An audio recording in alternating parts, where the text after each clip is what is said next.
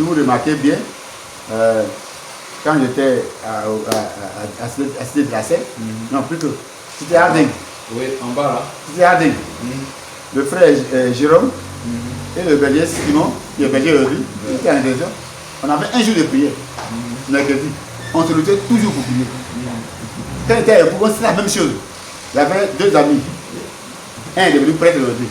On se retrouvait toujours pour prier, toujours pour chercher la face de Dieu. Et puis après, avec toi, on se retrouvait aussi pour prier. Je me souviens, la dernière fois, on se retrouvait à Santé. Ouais. On cherchait toujours la face de Dieu. Ouais. Il y a toujours des frères et sœurs de nouveau avec qui on se met ensemble parce qu'on a soif du même Dieu. Ouais. On a soif de le connaître d'abord, mais de le faire connaître aussi. Voilà. Donc c'est ça que ce que j'ai reçu du Christ, c'est ce que j'ai reçu du nouveau charismatique. Parce que c'est très très édifiant. Et Et ça laisse des traces. Je veux dire, même quand tu n'es plus responsable, ce feu-là est toujours là. Ce feu-là est brûlant, oui. Ça t'amuse toujours. Mais donc, pour finir, quel conseil tu donnerais à la nouvelle génération, ceux qui sont là, puis au courant charismatique, à partir des expériences que tu as vécues, que ce soit les feuilles mortes ou bien les feuilles blanches, comment est-ce qu'on peut vraiment permettre au renouveau de pouvoir toujours continuer dans la bonne direction pour les prochaines 50 années à venir, si le Seigneur n'est pas venu nous chercher avant? Mais il y a deux conseils que je vais donner à la génération présente concernant le salut. Parce que ce que nous faisons là, c'est pour le salut. Ouais. Le matériel, il faut faire attention au désir du matériel. Parce que quand Dieu t'appelle, nécessairement, quand tu le sais gratuitement, à un moment donné, il va déclencher une bénédiction que tu ne vas pas supporter. Ça, il faut le savoir. Tu sais Dieu d'un bon cœur, de façon désintéressée. Il te laisse faire d'abord. À un moment donné, il va déclencher une bénédiction surnaturelle qui va te surprendre de toutes parts. À partir de rien, Dieu peut t'enrichir. Donc pendant que tu es en train de le servir là, ne mets pas l'accent sur le matériel. Si on t'invite, on ne t'a rien donné, bénis le Seigneur. Si on t'a donné 10 francs, bénis le Seigneur. Si tu es en train de servir, que tu rencontres des difficultés, ne dis pas non, Seigneur, ça ne va pas. Fais-lui confiance. Dieu sait ce qu'il faut. Ça, c'est le nouveau matériel. Deuxième conseil que je vais donner, c'est que chacun soit son propre guide. Ça veut dire que chacun se protège. Parce qu'aujourd'hui, avec la jeunesse, toutes ces choses-là, avec les difficultés qu'on a aussi, on peut facilement tomber dans le péché. Avec la jeunesse, celui qui gardera sa lampe allumée de la conviction qu'il devra sauver. Si tu n'as pas failli ni à gauche ni à droite, si tu es fervent dans la foi, que tu, malgré les difficultés, tu persévères, je pense que Dieu ne peut pas te laisser. Parce qu'aujourd'hui, là, l'argent et le sexe.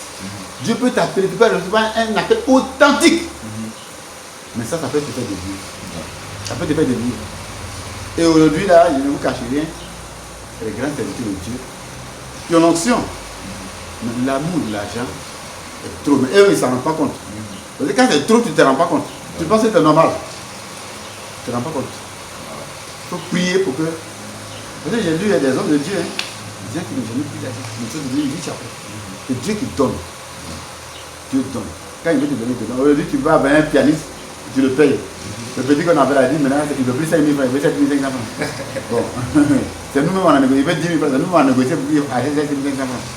Donc vraiment, ce qu'il voulait dire. Et puis je voulais dire aussi au ministère, aux membres des ministères, aux responsables, de cultiver l'humilité. L'humilité, c'est un don qui élève. Ça élève. L'humilité élève. Tu as un don, mais tu es là, tu es passé, tu es carrément, mais tu ne sais pas, tu ne te fais pas voir. Et tu ne parles pas à tes amis comme si tu étais un être extraordinaire. Quand tu es là avec des autres frères, tu es la même chose qu'eux. La même chose.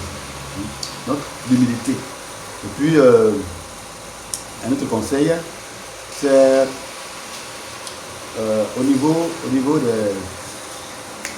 Je vais dire tout à l'heure là. C'est vraiment important pour moi. Je parlais d'humilité, mais aussi il faut éviter. Oh merde. On a parlé de l'argent. Non, je vais parler de l'argent, de la sainteté. Mais il y a un truc que je veux partager. Voilà.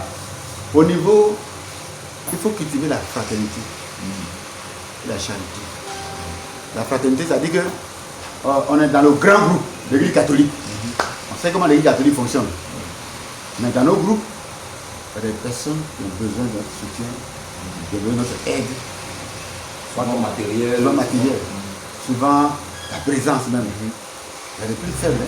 Les gens, si tu en leur rends pas de vie, ils disparaissent du groupe. Mais même eux-mêmes, ils peuvent déprimer après. Parce que j'ai fait une expérience dans le groupe nouveau. Une expérience amère. Quand j'étais berger, il y a un monsieur qui est venu faire écoute chez moi. C'est quelqu'un qui voulait devenir prêtre. Il est allé au séminaire, ça n'a pas marché. Il dit, bon, je vais me marier. Il est allé en France. Il a voulu se marier, d'après son témoignage qu'il me donnait. Sa femme là aussi, on lui a arraché ça. Parce qu'il n'a pas les moyens. Quelqu'un d'autre lui a arraché sa femme. Wow. Donc finalement, il était blessé et on l'a rapatrié en Côte d'Ivoire. Il était blessé. Et il est venu, je l'ai écouté. Et ce que j'ai manqué de faire, c'est le suivi. Et je remercie le renouveau qui a eu une grâce d'écoute. Ça, depuis que le berger Simon était à l'intervention, cette grâce-là s'est développée déjà. Et je le félicite pour ça. Vous avez une grâce d'écoute. C'est très important d'écouter ce qu'il fait. Ce frère-là, 2 semaines après, il s'est pendu. Waouh!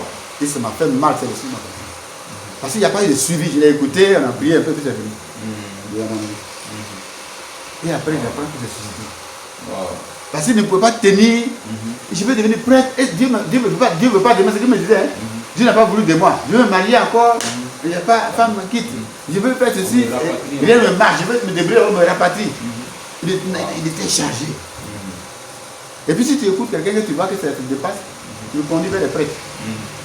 Les prêtres sont là pour l'aider. Non, vraiment, si vous voulez partager comme expérience, il ne faut pas défaillir, quel que soit ce qui arrive. Parce que si tu gardes la foi va payer. Amen. La foi va payer. Amen.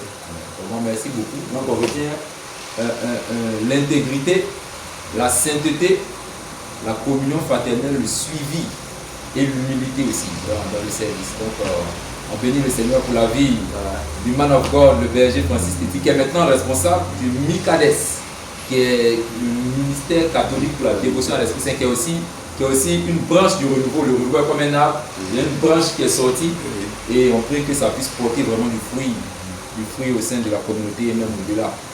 Donc vivement on attend les messes à l'Esprit Saint. Oui. On ne sait pas si... Les messes, le curé, moi on avait parlé de ça. Les messes votives à l'Esprit Saint qui ont fait beaucoup de bien. Oui, à certains moments. La messe, c'est le fondement de Dieu. C'est ça qui fait que le groupe est ici.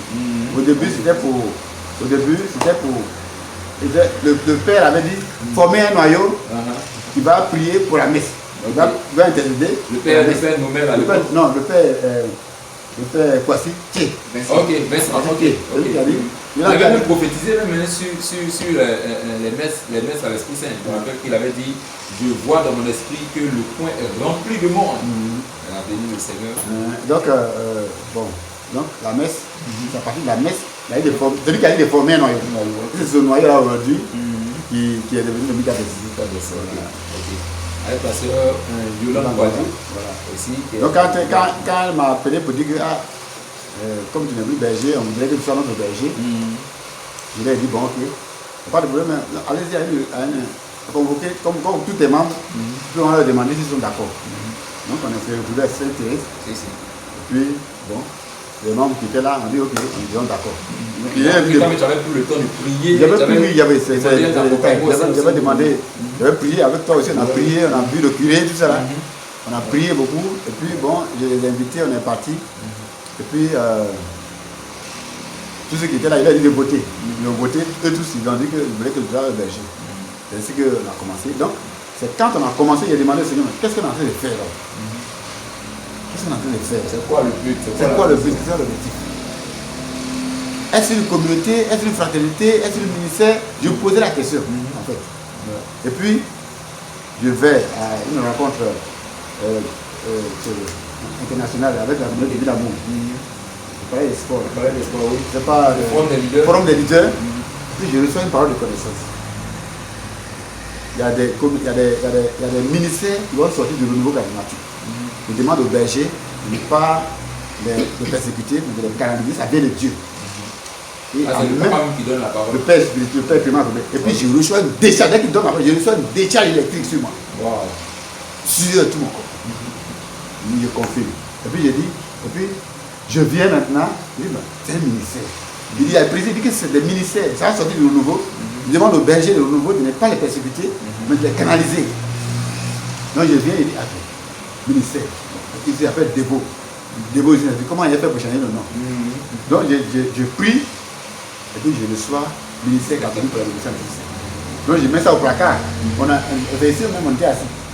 Avec ceux qui étaient avec moi, quand j'ai prié, je suis dit, bon voilà, c'est non quelque chose. Après maintenant, j'ai mis au placard. Je dis, bon, comment il a fait pour convaincre Diabou? Le père, il est Diabou. Je lui ai dit qu'on a changé de nom. Comment il a fait? Donc pendant qu'ils sont en train de prier, on est en train de prier dans l'église un jour. Puis il vient, et vous là, vous qui vous avez dit que Dévo là, tout le monde est Dévo, il dit pas vous appelez Dévo. Allez, changez-moi votre nom là ici. Wow. Oh, le nom il est bien là. Vous voyez comment Dieu travaille. Le nom est bien trouvé. Et je lui dis, Seigneur, montre-moi comment il a fait pour changer le nom. Je vais convaincre le Père.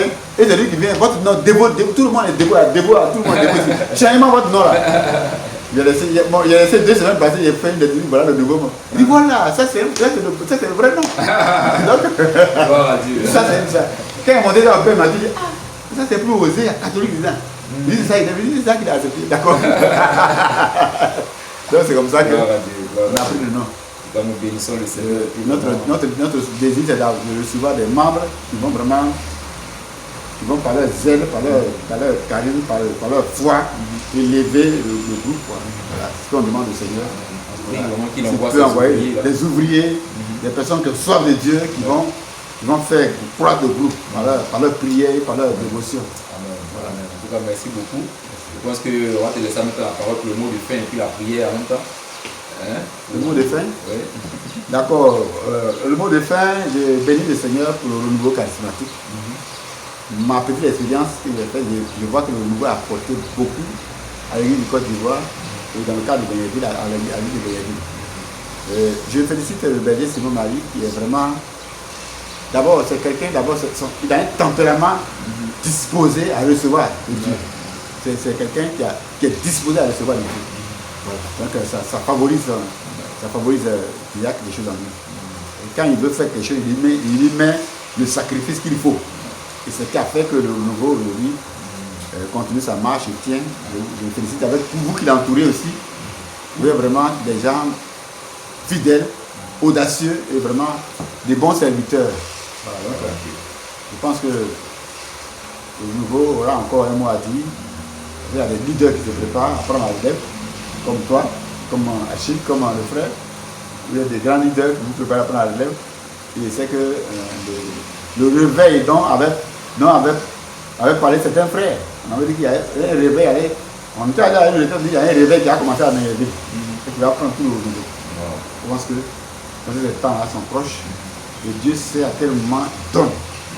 Voilà, il donne. Et quand il te donne, tant mieux qu'elle se prie. Demeurons dans l'attente. Dieu va donner. Merci beaucoup. En tout cas, merci de nous avoir reçus chez toi. On était très heureux. C'est vrai qu'on n'a pas eu le temps de rentrer dans beaucoup de détails. Sinon, on aurait relevé aussi l'impact des évangélisations sur la paroisse. On a remarqué que les gens commençaient à se confesser de plus en plus. Il y a eu même des messes qui ont été ajoutées à la messe de midi, les messes de semaine. Les gens, il y a eu une ferveur. Il y a une grande ferveur quand les évasions ont commencé. Vous pouvez marcher, le berger marche, je vais rentrer dans le nouveau, il vient seulement. Je vais rentrer dans le musée louange, il vient. C'est-à-dire que les gens te croient partout, ils veulent vivre, ils veulent participer au renouveau.